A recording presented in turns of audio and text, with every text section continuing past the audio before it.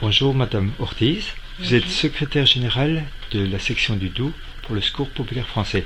Est-ce que vous pourriez nous parler des missions du Secours populaire français? Eh bien, la mission principale du Secours populaire, c'est la pratique de la solidarité. Oui. Alors, sous quelle forme? Alors, on a à Besançon, à Audincourt et à Béthoncourt des permanences d'accueil où on reçoit les familles en difficulté. Et c'est à partir de là qu'on va mettre en place nos actions de solidarité. Donc, les personnes viennent nous voir dans ces permanences, nous exposent leur situation.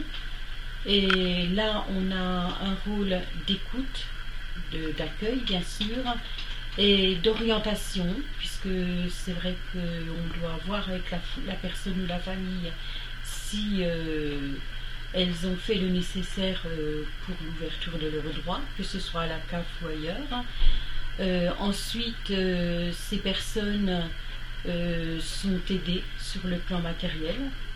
Dans l'immédiat et dans l'urgence, ça peut être un colis alimentaire de suite. Et si c'est une situation qui dure, elles peuvent revenir nous voir chaque fois qu'elles sont en difficulté. Et là, on va les aider sur le plan alimentaire. D'accord. Alors, comme autre type d'action, qu'est-ce que vous avez? Alors, nous avons rue Xavier-Marnier la boutique de vêtements. Et là, c'est pareil. Les personnes qui se retrouvent en manque de vêtements dans l'urgence vont avoir des vêtements gratuits. Et les autres personnes viendront, comme dans un magasin, choisiront les vêtements et donneront une participation. D'accord. Et quels sont vos moyens justement pour faire toutes ces actions? Alors, les moyens sont déjà la collecte de vêtements, collecte d'alimentation. L'alimentation, nous l'avons aussi par le plan européen d'aide aux plus démunis, qui représente une grosse partie de nos produits. C'est environ 90% de nos produits. Nous avons des achats de produits alimentaires, surtout au moment de Noël.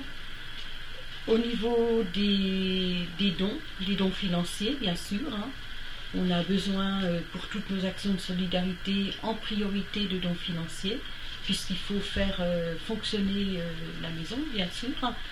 Et c'est vrai que sans argent, on ne pourrait pas mettre en place les actions, même si on avait le matériel.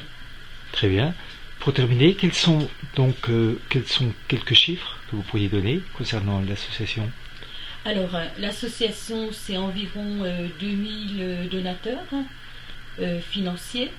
C'est environ 200 à 250 bénévoles pour le département du Doubs. Et voilà. Ben, je vous remercie beaucoup. Au revoir. Merci. Au revoir.